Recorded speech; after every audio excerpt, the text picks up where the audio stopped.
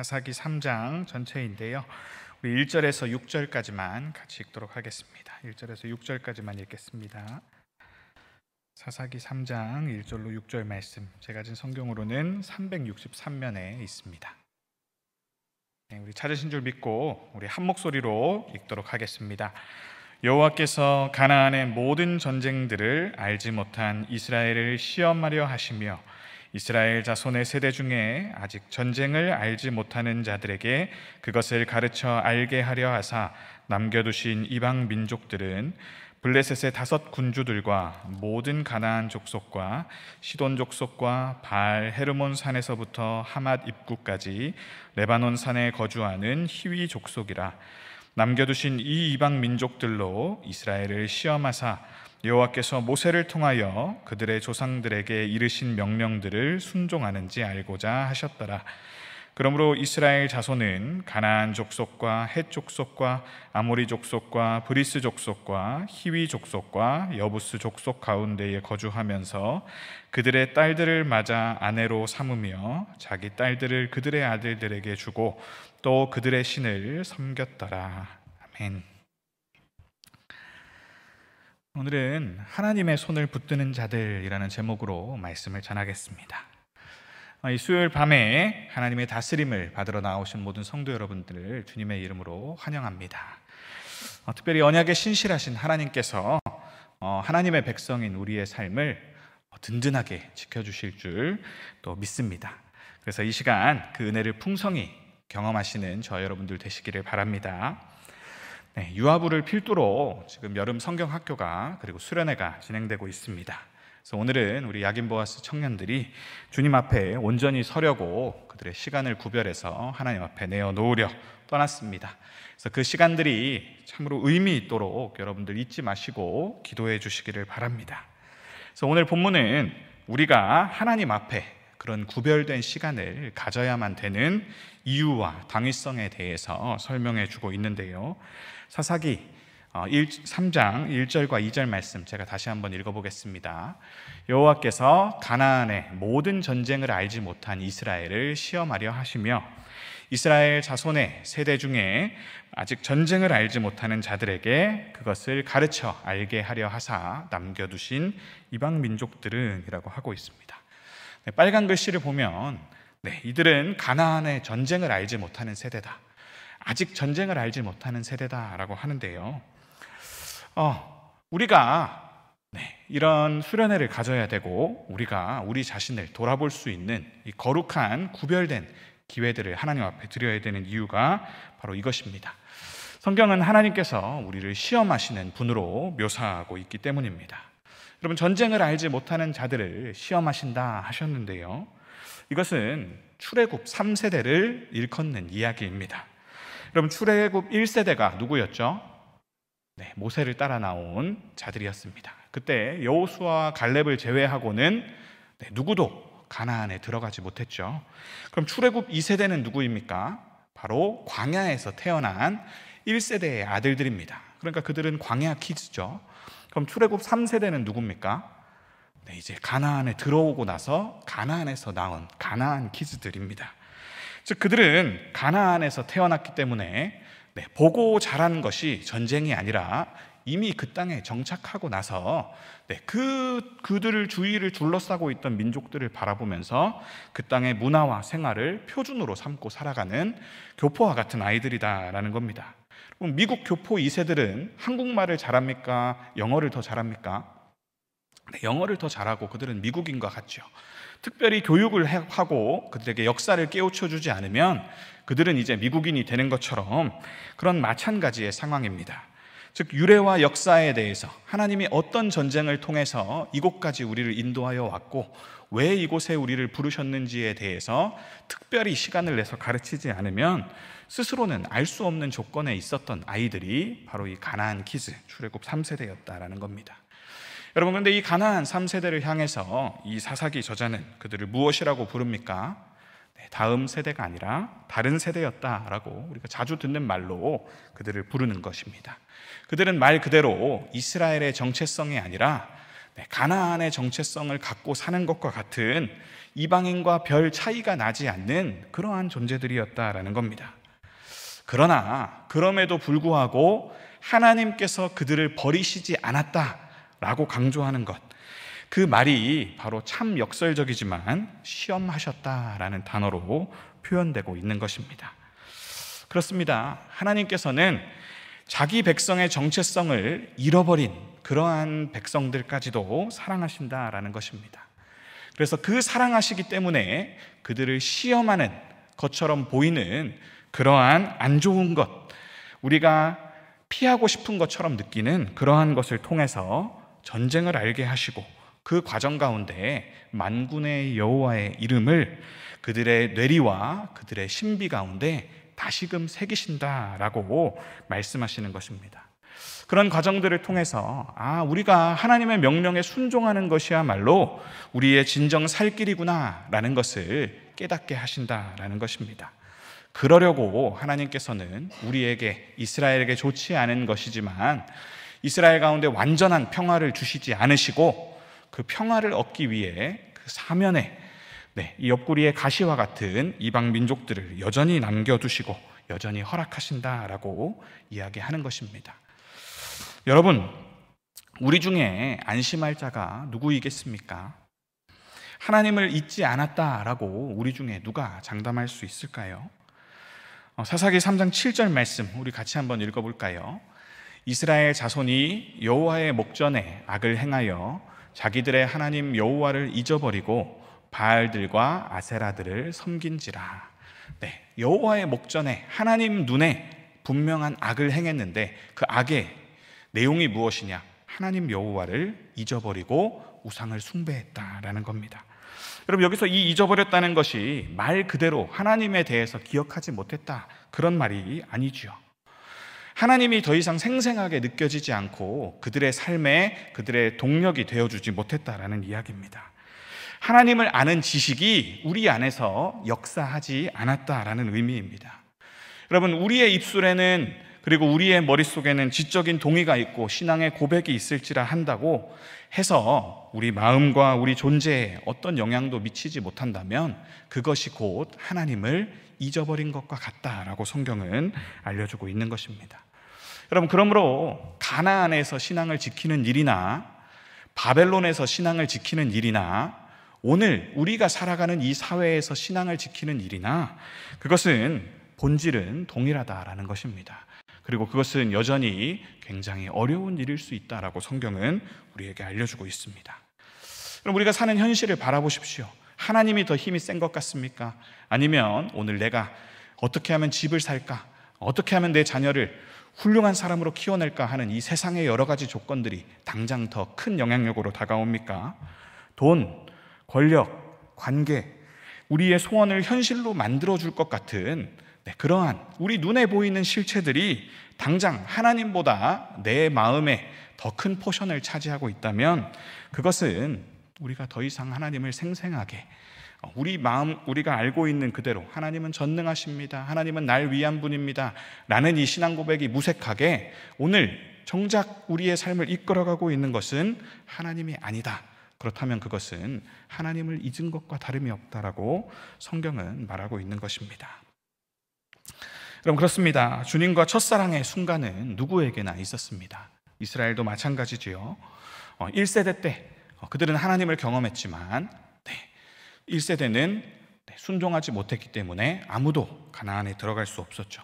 2세대는 그것을 보고 온 자들입니다. 경각심이 왜 없었겠습니까? 그러나 그들 역시도 실패했다라고 성경은 이야기하는 것입니다. 우리의 죄된 본성은 너무나 지독한 것이어서 처음 마음이 유지되도록 우리를 그냥 중립적인 환경에 내버려 두지 않는다라는 것입니다.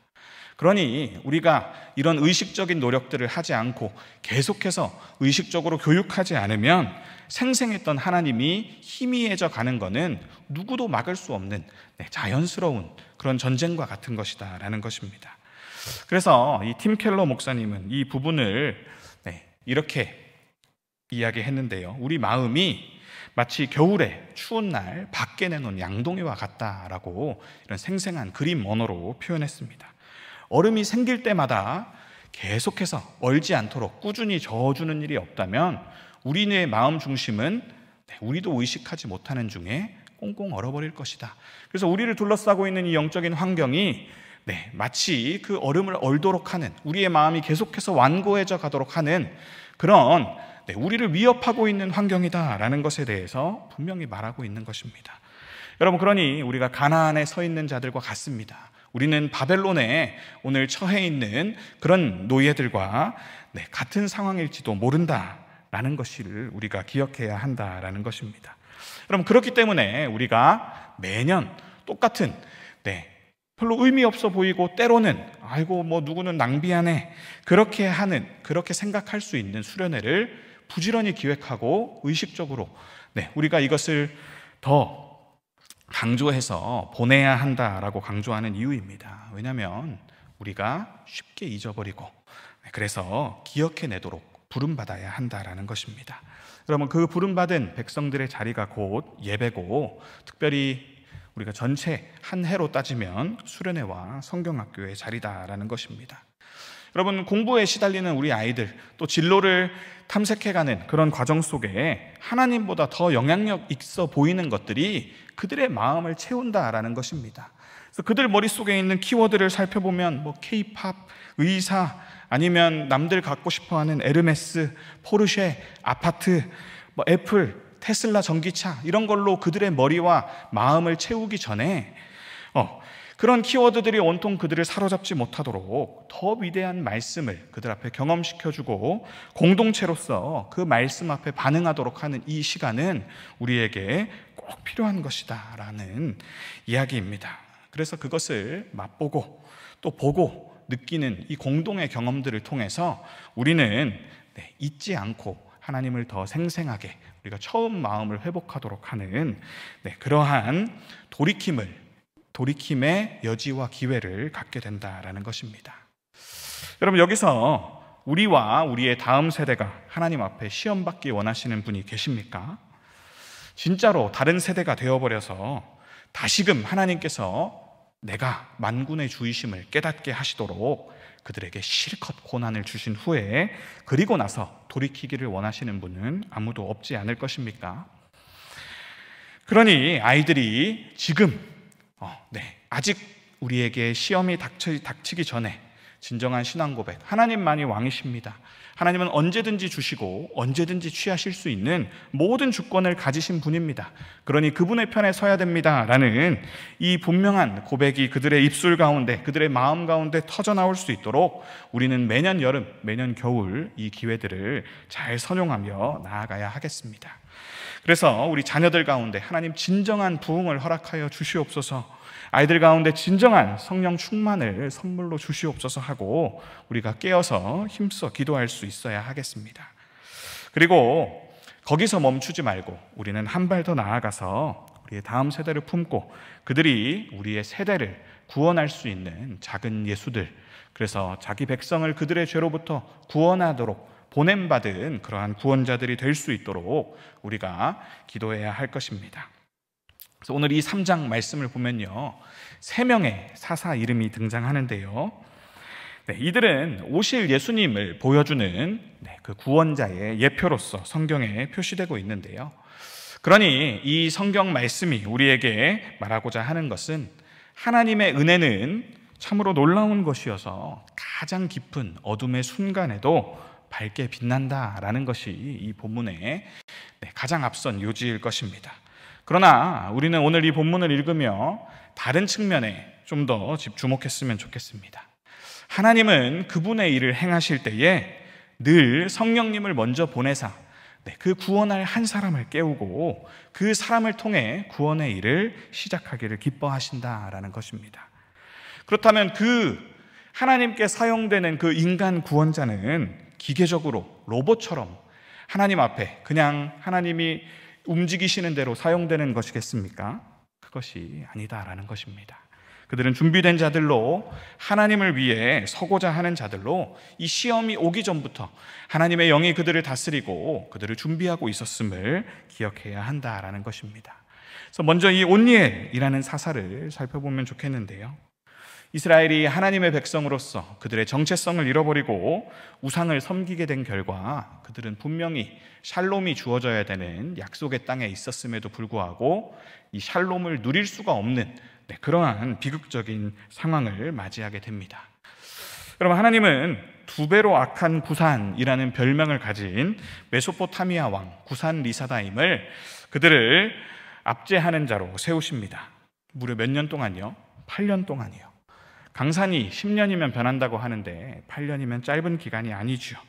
그동안 그들이 하나님을 배도해 있는 동안 그들이 믿고 의지하던 이 세상 가나안의 신들은 이스라엘을 구하지 않았고 그들의 삶은 점점 더 피폐해져 갑니다. 여러분, 그렇게 되고 나서야 그들은 여호와께 부르짖었고 그때 구산의 압제에서 이스라엘을 구원하라고 보내진 인물이 바로 온니엘인데요. 이 온니엘은 갈렙의 동생 그나스의 아들입니다. 그리고요, 우리가 좀 더 쉽게 알기로는 갈렙의 사위입니다. 즉 갈렙의 딸과 결혼한 그의 사위로 갈렙의 후계자였습니다. 그의 이름은 하나님이 나의 힘이시다라는 뜻이라고 학자들은 이야기합니다. 여러분, 당시 사사기의 사회는 어떤 사회입니까? 자기 눈에 좋은 대로 그냥 세상 사람들이 더 많이 결정하는 넓은 길을 따라서 선택하는 그러한 상황 속에서 이 온니엘은 어떤 사람이라고요? 하나님이 나의 힘이시다.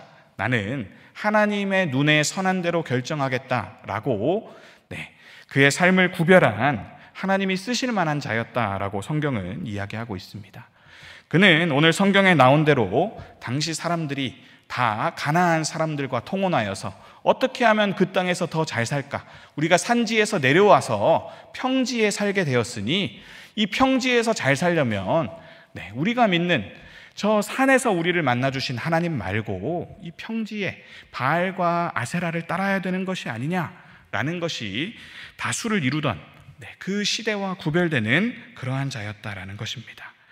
그래서 그는 성령님의 인도를 받아서 이스라엘을 구원할 수 있었다라고 성경은 이야기하고 있습니다.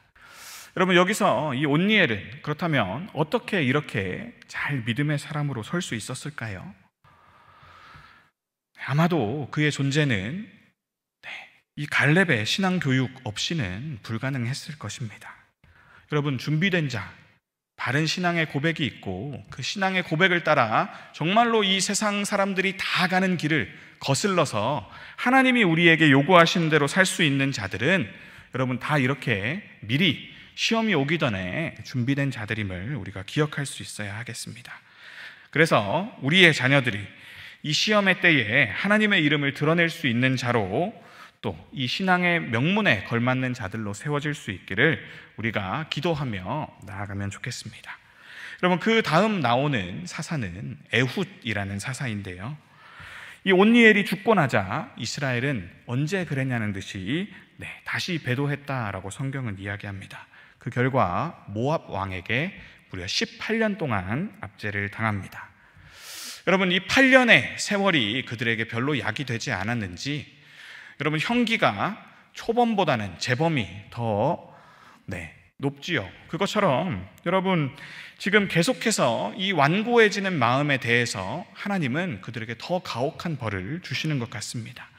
그래서 그 상황이 얼마나 심각했던지 13절을 보면 하나님이 그들에게 이 가나안을 주시면서 첫 열매로 주셨던 여리고 종려나무 성읍을 그들에게 뺏어버렸다라고 말씀하고 계십니다.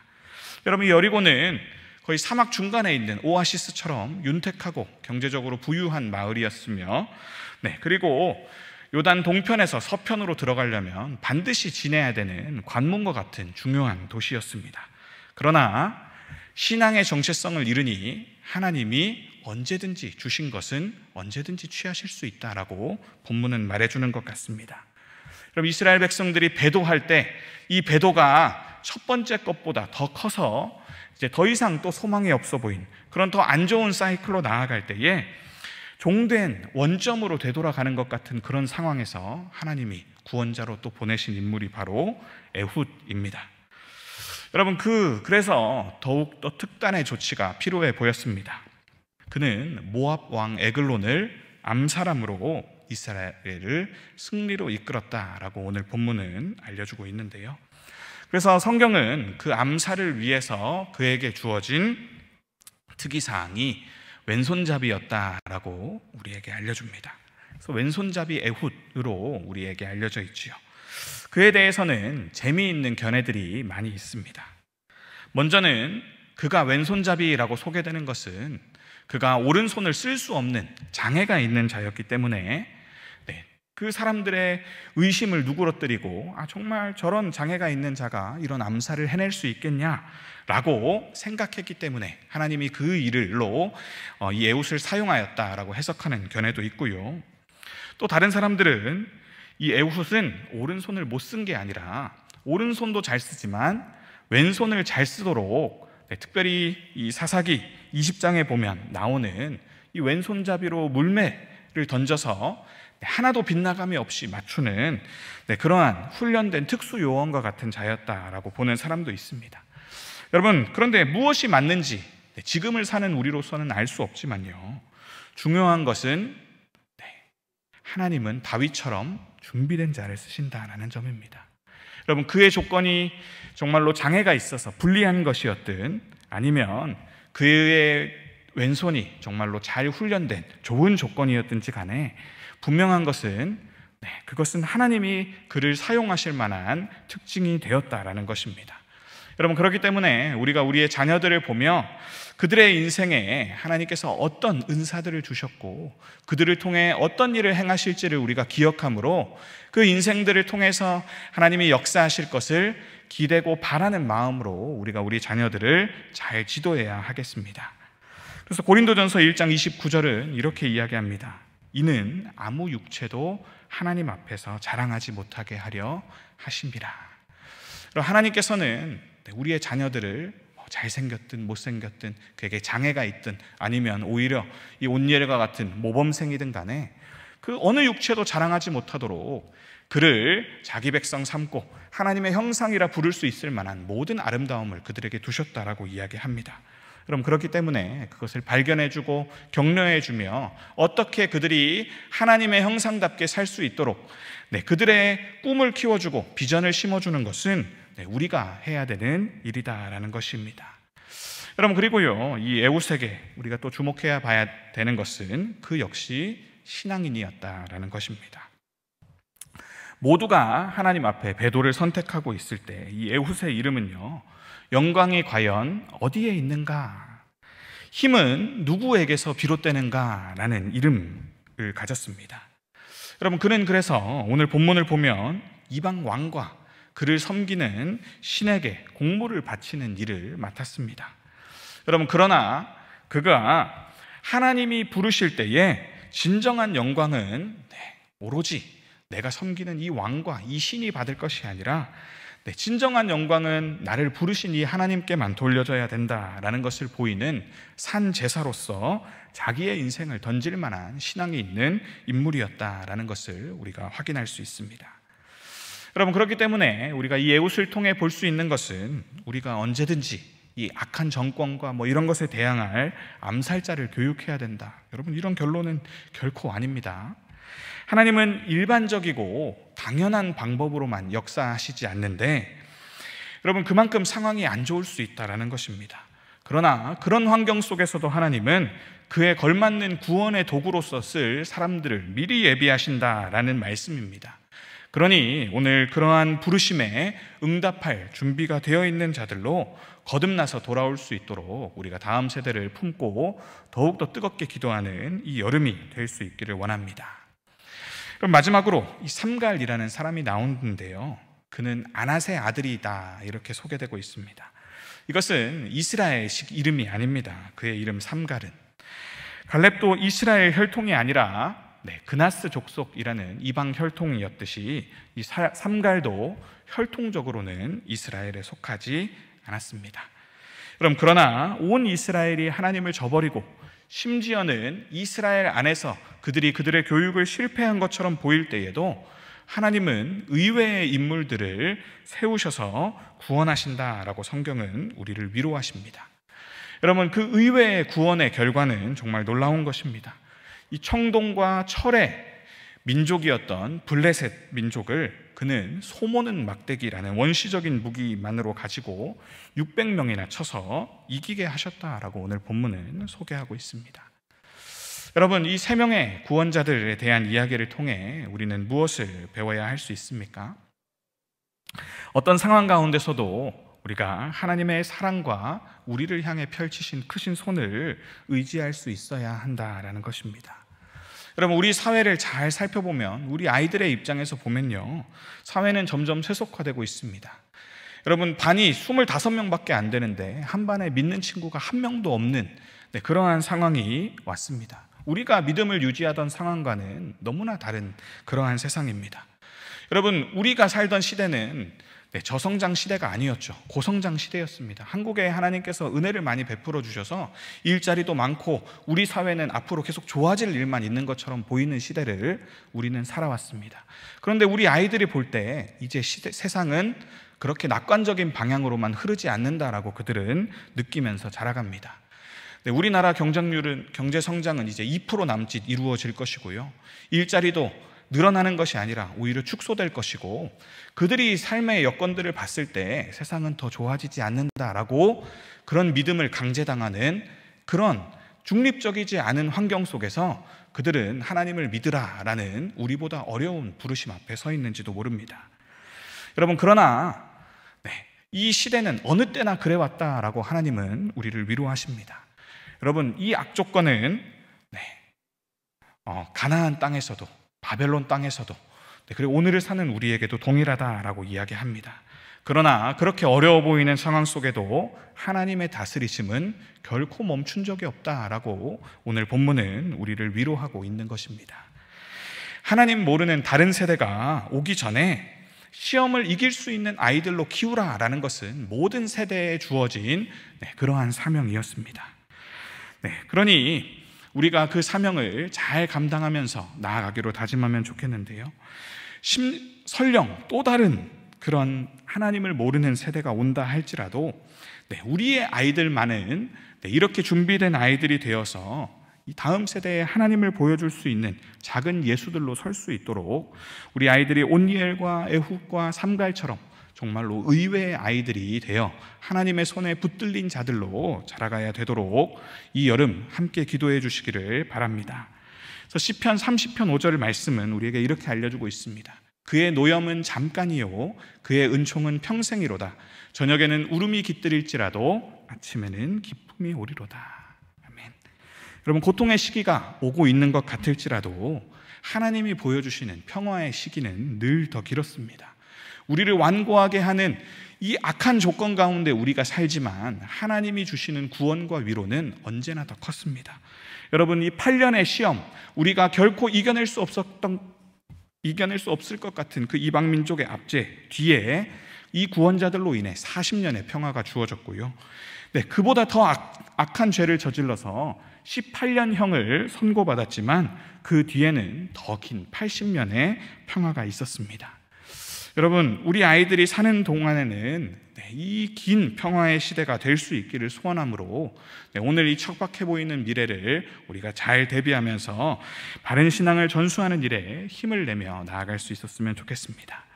그래서 이 일이 우리가 감당하기에는 너무 어려워 보일지라도 우리가 이 힘을 내야 할 것입니다. 왜냐하면 이 일은 결과가 정해진 싸움이기 때문인데요, 계시록 1장 18절 말씀 우리 같이 한번 읽어보겠습니다. 곧 살아있는 자라 내가 전에 죽었었노라. 볼지어다 이제 세세토록 살아있어 사망과 음부의 열쇠를 가졌노니. 아멘. 여러분, 오늘 이 사사기의 메시지가 무엇입니까? 하나님이 쓰시는 구원자가 살아있는 동안에는 평화가 지속된다라는 것입니다. 그 구원자가 잠깐 없어짐을 통해서 하나님의 이름을 잊어버리는 것 같지만 다시 그 구원자가 보내질 때 더 긴 평화의 시기가 왔다라는 것이죠. 여러분, 이제 우리는 어떤 구원자를 가졌습니까? 죽었으나 다시 살아있다 말씀하시는 부활하신 예수님. 다시는 죽지 않으시는 그 영원한 구원자를 우리가 갖게 되었다라고 성경은 증언하고 있습니다.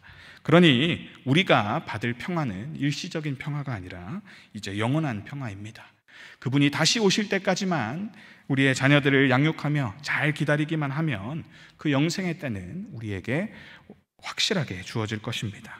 우리는 더 이상 죽지 않는 세세토록 살아있는 모든 주권을 가지신 구원자를 가졌기 때문입니다. 여러분, 이 믿음을 우리 다음 세대에 전수하는 저와 여러분들 되시기를 바랍니다. 여러분, 이 믿음 가진 자들이 정말 강한 여호와의 손을 의지하며 붙들고 오늘 그분과 동행하는 진정한 신자들임을 기억하시기를 바랍니다. 여러분, 세상은 여전히 전쟁의 시대입니다. 늘 손과 손이 대결합니다. 그래서 누구의 손이 이기는가에 우리가 주목해야 된다라고 성경은 우리를 전쟁을 아는 세대로 부르십니다. 그렇기 때문에 우리가 그러한 상황 속에서 우리의 자녀들이 끝까지 여호와의 손을 붙드는 세대로 기억시켜야 하겠습니다. 늘 생생한 하나님과 동행하도록 부지런히 가르쳐야 하겠습니다. 그래서 이스라엘이 길갈에 12돌을 쌓음으로 하나님을 기념했듯이 오늘도 우리가 잊지 않기 위해 우리의 자녀들을 모아놓고 계속해서 돌을 쌓으며 하나님께서 행하신 일들을 함께 기념하고 그들을 가르치는 일에 최선의 몸부림을 다함으로 우리가 다음 세대를 이러한 구원의 세대로 준비시키는 온천교회 될 수 있기를 주님의 이름으로 축원합니다. 이 시간 함께 말씀 붙들고 기도했으면 좋겠는데요.